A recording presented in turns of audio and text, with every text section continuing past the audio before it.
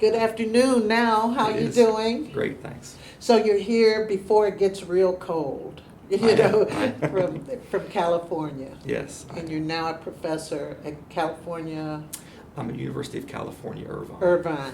Irvine, absolutely. So your book, I was really thrilled with it because I started reading it, didn't finish, but what I was so surprised at was things I didn't know that I thought I did. I didn't know that so many people were working here. At one point, it was like 80,000. That's right. 80,000. At its peak, GM's payroll in the county, in Genesee County, was over 80,000. That was in the 1950s. In the 1950s. Mhm. What year did GM leave? Or was it a gradual attrition? It happened over time. The out-migration of GM plants from the city really began to happen during the 1940s. And between 1940 and 1960, GM built 8 new industrial complexes in Genesee County, but all of them were in the suburbs outside of Flint. And one of the interesting things about Flint's story is that at that point in time, when GM built those plants outside of the city, they were still looking to return them to the city through annexation or a regional government. They were ultimately unable to implement that plan, but that was initially what GM executives had hoped to do, is build plants in the suburbs and then return them to the city. And what happened? Well, they were unsuccessful in the plan to build the so-called New Flint. Was this the city's fault, or was it their fault, or they had projected wrong, or?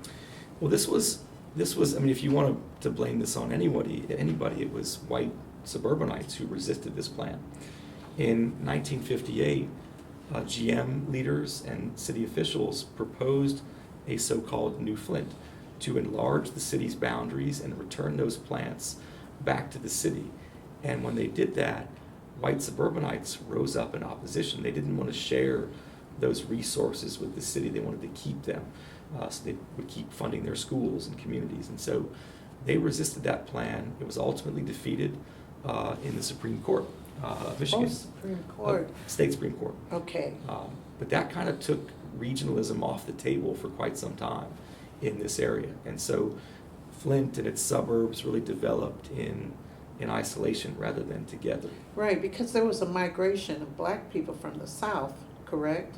Yes. And they were able to earn a middle-class wage also. And do you believe the suburbanites the people who, they probably once lived in Flint who became suburbanites, and they were resistant to this everybody living together as one, or what? I think that's part of the story.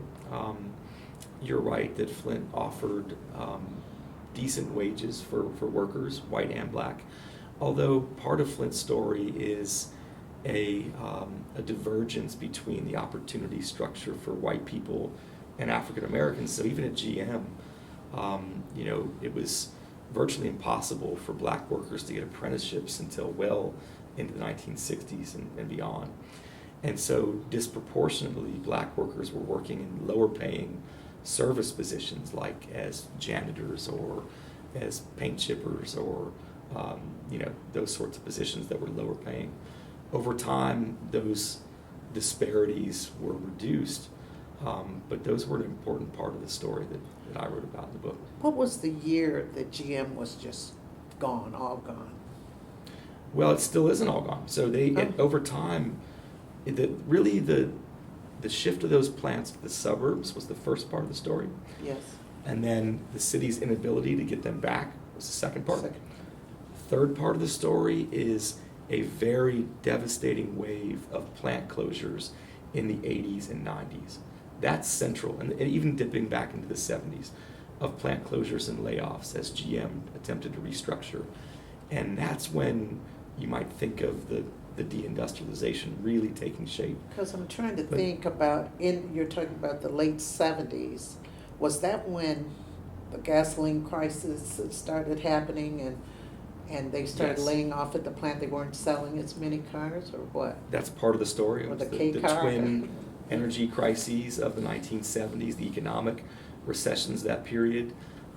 Those economic difficulties produced really catastrophic conditions in places like Flint.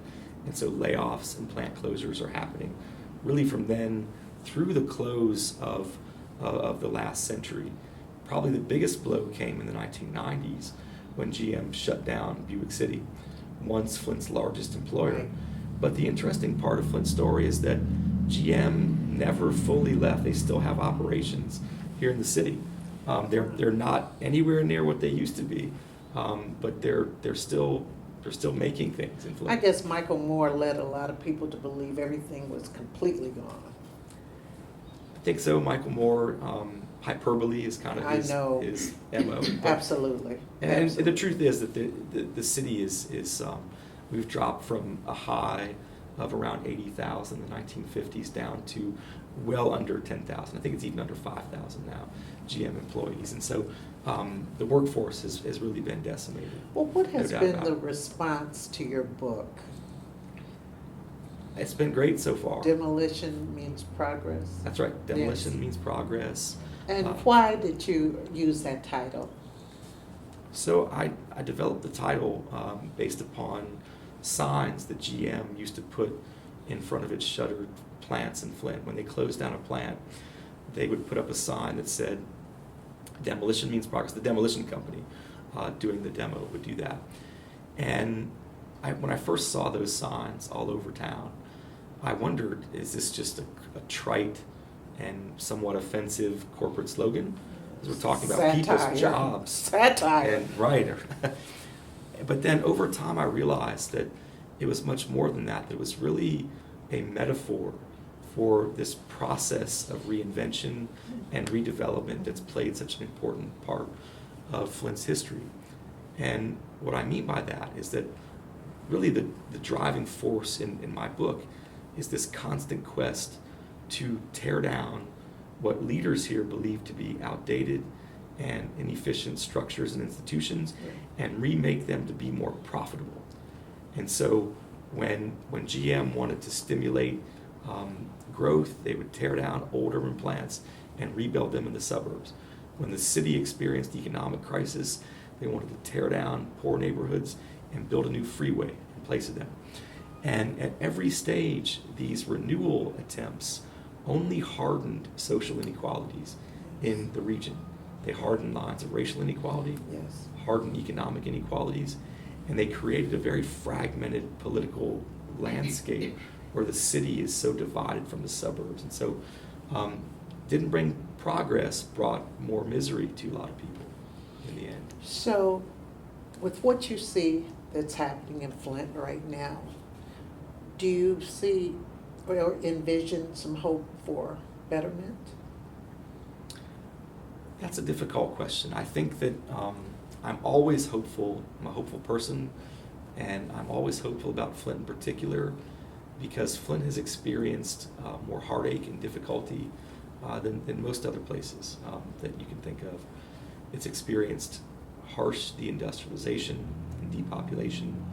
It's experienced violence, way off the charts compared to other places. It's experienced difficulties that have hardened, I think, the people of Flint and steeled them for meeting the challenges that come ahead. And there's still some polarization, isn't it? Absolutely.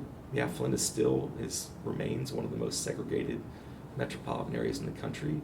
But there's no doubt that the years to come are going to be difficult. At this point, many months down the line, only a small fraction of the water lines have been replaced.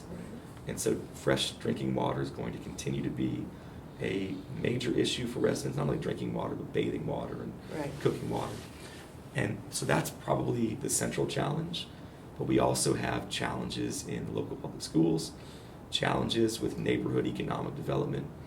And so, the things will not come easily for this city and its people. As I said, if I've learned anything in writing this book, it's that people don't give up on their town easily. Right. And that's absolutely the case with the people of Flint. Absolutely, absolutely. Well, I think all of our hearts go out to Flint. Yeah. And we appreciate you writing the book because as I've been reading, your research has been phenomenal, and you did talk to people, a lot of people, right? I did. I talked to people, I read a lot of oral interviews, Right. and I spent a long time in archives and libraries Yes. trying to piece together the story. Yes. I appreciate you saying that to me. Thank Well, you. I really, well, I love research because you can learn so much. And I'd like to thank you for coming and being our keynote speaker today. Thank And you. I just wish you the best. Hopefully you could come back to Flint from time to time. I'd love to. And we're hoping for progress. Well, me too. And Flint has given me so much that I'm happy to give back whenever I can. So thanks for the opportunity. Thank you.